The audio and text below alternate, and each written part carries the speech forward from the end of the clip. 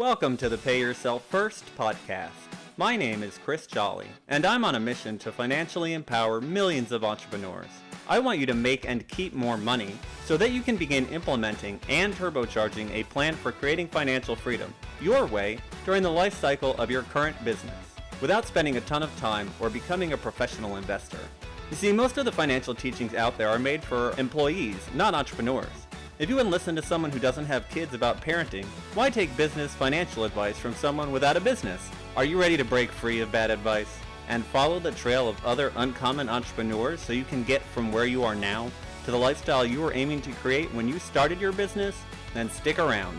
Here comes another episode of Pay Yourself First, where the only investment we offer is the one you make in yourself. Hey everybody, welcome back to the podcast. I'm always excited to get on with you guys because we have amazing entrepreneurs that we interview. I've got another one lined up for you today, and her name is Barbara Weaver Smith. She's calling in from Arizona today. Her business is The Whale Hunters, and she helps small businesses land bigger deals with business-to-business clients. How you doing today, Barbara? Doing great. Thanks, Chris. It's good to be with you. Yeah, good to be with you too. I'm really excited to have you on. I'm sure you've got a lot of great value to deliver for my audience.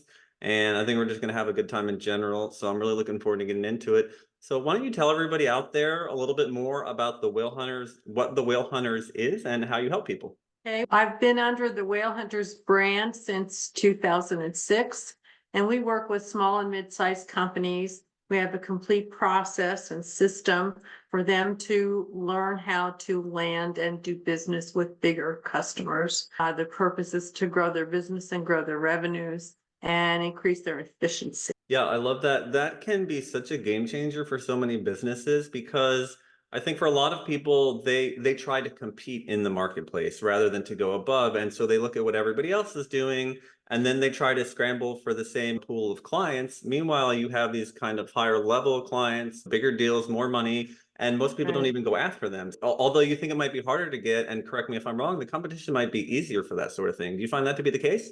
It's just different, but the rewards are so much higher. So if you have a product or service that a big company can use, it's really worthwhile to learn how to do business with a big bureaucracy. That's the issue. They're qualitatively different than smaller clients. And so there are a lot of things you have to learn. But when you learn that, if you put in a good process for how to do it, it's extremely lucrative. Yeah, definitely. Now, Barbara, how did you get into this? Were you in the corporate world before, or what was your journey like to this? I was in the academic world and the nonprofit world before. I started out as an English professor, if you can believe that. And then I was a dean, and then I left academia and I became president of a statewide not-for-profit in Indiana called the Indiana Humanities Council. And there we did civic engagement kinds of things for the public. So I got involved in a lot of what I would call big deals, big projects that involved representatives from all different kinds of organizations. That's when I got into the big deal part, because I really liked that, but it was very complicated. And facilitating that was challenging. So I learned a lot doing that. And then I got tired of being in the not-for-profit world, hit a glass ceiling there, and left and started my own business, which was 1996. So I've been in business a long time.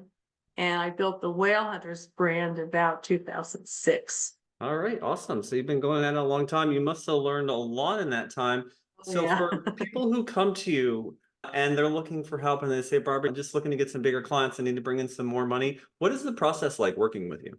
If we're doing a consulting engagement, because let me just say from the start, I have two methods that you can learn whale hunting. One is a consulting training engagement, and the other is our new Whale Hunters Institute, which I know we're going to talk about later. But if you have a consulting engagement, we go in and spend a couple of days with your cross-functional team. That's the important part. If you have other members of your company, they should be involved in it too. The goal is to build a company that's a whale hunting company. Everybody in your company understands how you make money and what's their role in it. And so it really is a transformation to a company when they go through this process. It's very heavy on preparation up front. We recommend that you have a person who's not a salesperson do the research on the companies that we give you a target filter that helps you define exactly the right company for you. And then we go through a database process to find those companies. The process is loosely based on how the Inuit people hunted whales. That's where our name came from. And it's a process of scout, hunt, harvest. Gotcha. So real briefly, what do those steps look like? The first step is the research piece so that you know as much as you can about the company. The next step is how to find the buyers and influencers. The next step is what to listen for and what to say when you go in and talk to them, and everything about how to work a complex deal and how much time it takes. And then information about how to do proposals and presentations, how to close, how to negotiate the contract, especially how to build an onboarding plan to bring them on board. A lot of small companies get in trouble when they get a whale because their team isn't ready or they're not prepared for the demands of a sophisticated big corporation. We cover all of it, and then how to deliver really perfectly to them more than they expect, and how to build new business with that account. Amazing. Now, Barbara, when you say it that way, it sounds really simple. But as we know, things that can be simple are not always easy. Yeah, the idea of getting a bigger client and making more money off a deal sounds great, and having a process and all that. But I'm sure even with that, a lot of times, I'd say probably most times, the biggest obstacle we face in business or in life is usually ourselves. So what do Right. you find when people come to work with you is that thing that they're struggling with and trying to get past to actually open themselves up to do these larger deals? Sometimes it's a matter of confidence. Sometimes it's a matter of how are you going to feel like a peer to somebody who has a big job in a big company. A lot of people, I have a piece in the Institute that's about minnows and whales. And so it's about how to not feel like a minnows in a sea of whales. Build your own self-confidence. Yeah, that doesn't surprise me. You can look at any allegory you want. I mean, even like in the dating world, right? If you see Right. somebody and you're like, wow, this person's really attractive and they're awesome and they're up here, and then you don't feel confident to approach them to talk to them, it's going to be a disaster, right? So what is the biggest thing a smaller business can do in order to get prepared to deal with a more sophisticated, larger company? The biggest thing is to learn how to prepare. The more preparation you have, the more you know about the company and the person that you're going to be speaking to, the more confidence you have. We always use a meeting plan. So we've done our research. We know what their strategic objectives are. We know what they're trying to achieve. We've armed ourselves with some business acumen. If we don't have it, we've learned it so that we can speak comfortably with someone who may use business terminology as they're speaking. So we get really ready. We have something to bring them of value. Now, I don't mean a tangible gift, but information. We've learned something that we know, something that we know how to do, some example, something in the news that they don't necessarily know yet that would be valuable or relevant to what they do in their business. And so that kind of gives you the confidence that what you're doing, you're armed with what kind of questions do you want to ask? And they need to be smart, strategic questions, not something you could find on their website, something at a much higher level than that. So if you have researched, for example, their SEC reports, there's a piece called the K10. And in that K10 piece, this is all public information. In that K10 piece, there's a management discussion. And in that management discussion part, you'll find out what their strategic plan is, what their goals are, where they're headed, what troubles they're facing. When you're talking to an executive in that company, you have some background and you can ask them, what's your role in achieving this strategic vision of your company? Or you can ask them something, a very pointed question that's not something on their website. Gotcha. So they know you're prepared. Yeah, definitely you want to go to the meeting prepared. Now, we talked about how to look for the companies and we've talked about what to do once you're there. What is, and I don't want to give away all the secret sauce, but what's one of the best piece of advices for people once they've found the companies and are ready to reach out? I think you don't just want to get on a call and be like, hey, I'm looking for the CEO, that kind of thing. So how do you recommend doing that? I use LinkedIn a lot to find the people that I would like to speak to. And again, when you call them or send them an email, whatever methodology you're going to use, we recommend trying to find a warm introduction. If you're on LinkedIn, you may have somebody that knows somebody that can introduce you. So that's the ideal way. If you can't do that, really hone your message for a voicemail or in an email. Make it short and sweet and very relevant to what they're probably trying to accomplish. And that again goes back to your research. Makes sense. Now, you mentioned a little bit before about your new initiative, the Whale Hunters Institute, and I think you're doing something really cool there that a lot of people are starting to get aware of and gravitate towards, and that you're using an AI version of yourself to teach the lessons within that course. Can you explain a little bit more about that process, what it was like, and Sure. what interacting with Whale Hunters Institute is like? Yeah. My clone is called Barbara AI. And to create the clone, I used a company called Delphi.ai. It's an online company and it's not expensive. So anybody can, I actually got into it for $25 a month. Wow. So it's very inexpensive. And now that I'm deep into it, I'm paying $100 a month. I'll never have to pay more than that. It's something I feel confident recommending to people. They can afford it. What I had to do was upload tons of information, both of my books, the clone knows, both of my books, all kinds of material, all my blog posts, all of my website, everything that's in the Institute, it can make recommendations to people about what to do next. And it knows many items of information that I've used with my clients over the years. So it has a wealth of information all about whale hunting, and it's designed to be a coach. So you ask it a question and it will give you an answer, and then it will ask you a question. So it's trying to create a conversation. It has a big advantage over asking me personally a question because I can't remember everything that I know, everything that's in my books. But the clone has no memory problems, and it can integrate and synthesize information, and it gives enormously good answers. I work with it all the time, just testing it out and helping it to get better. It's inside the Institute along with courses, a whole lot of courses, everything about whale hunting you can learn in the Institute. And while you're learning, you can ask questions of Barbara AI, or you can ask Barbara AI a question about a deal you're working on. My deal has stalled. I can't get anybody to call me back. What should I do? And you'll get a reasonable, practical, step-by-step answer to that question. I love it. That sounds like a great tool for an entrepreneur. What has been the response from your clients when dealing with Barbara AI? They do like it. Some of them are a little nervous about it. It also speaks in my voice. You can type a question to it and it'll type you an answer. If it types you an answer, it'll also give you footnotes as to where the information is coming from. Lots of salespeople and entrepreneurs would rather just speak to it. On the screen, it looks like a telephone conversation. It's not a clone of me physically. It's only my voice and my knowledge base, but it will speak to you in my voice. So you can have a perfect conversation with it. I gotcha. The clone is really powerful, probably more powerful than I am. Awesome. Excellent. Okay, now let's move over to some financial questions and really dig in.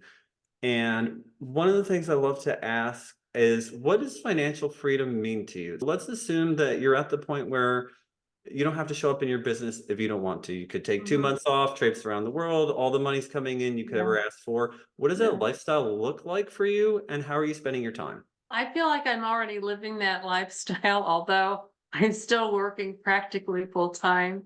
My husband and I live in a full time in a over 55 active community. Everything's at our fingertips. We have a restaurant, we have activities going on, clubs, golf. I love to play golf. So I've pretty much already achieved that over the years. It's been a long time to achieve it, but we're there. I could be retired, but I really love what I'm doing, so I'm not ready to retire yet.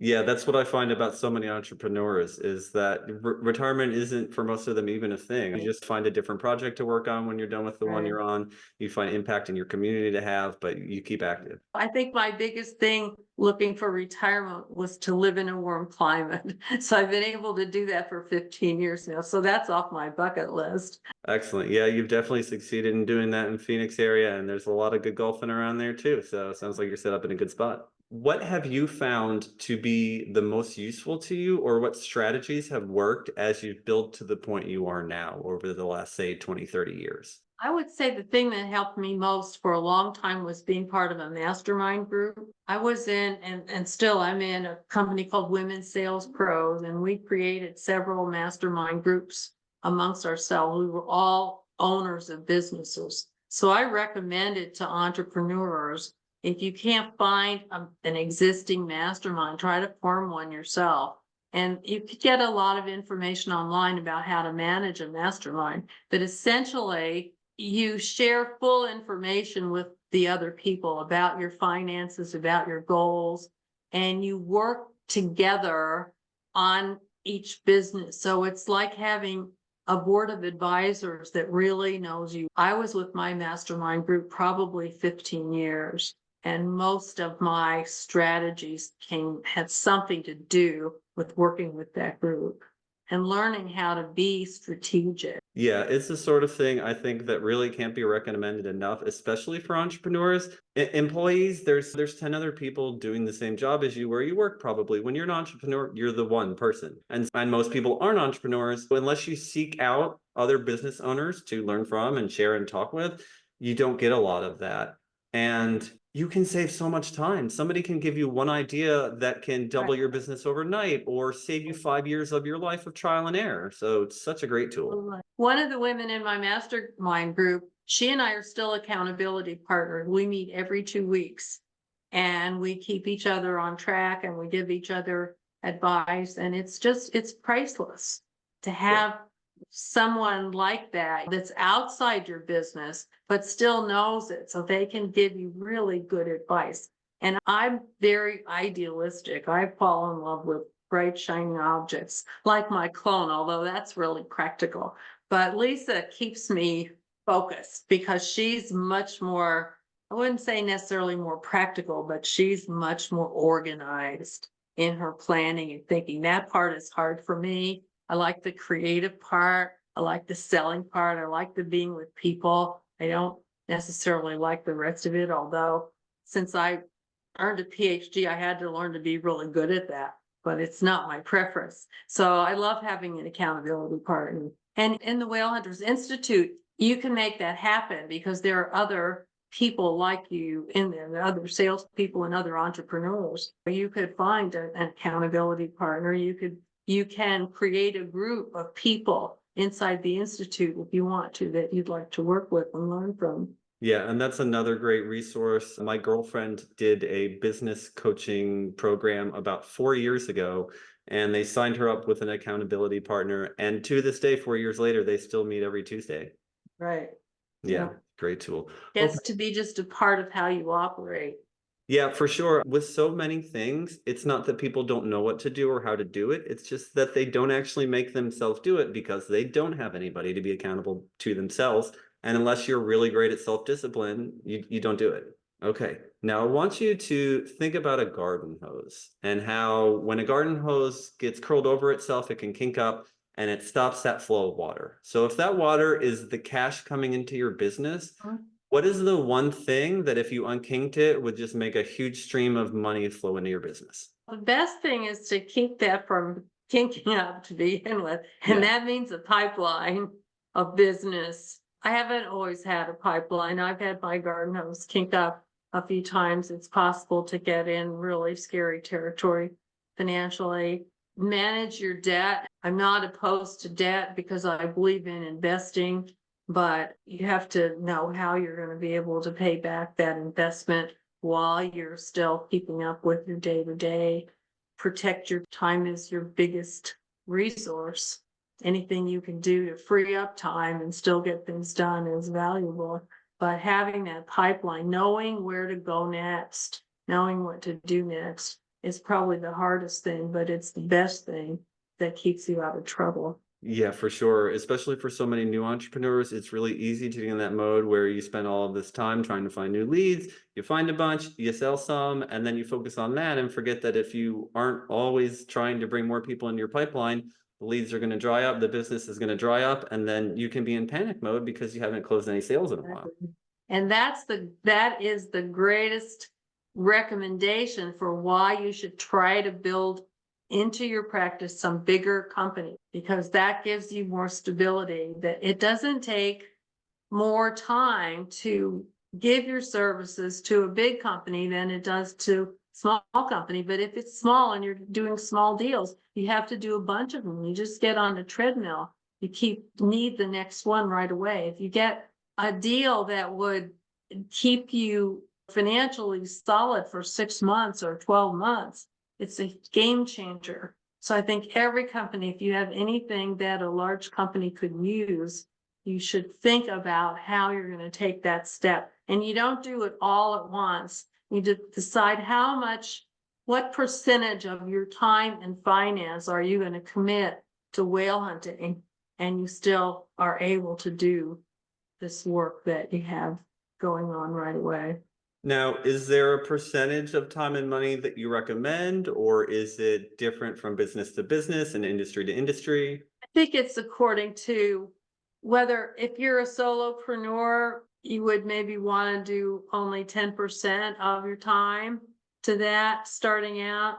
If you have a team, then you might want to think of 20% of the team's effort going to whale hunting and 80% going to keeping the status quo. I think it's more an individual decision, it's not industry specific. It depends on where you are at the time, what you can afford to risk. But I don't like to see companies taking too much risk in order to whale hunt because you only need one.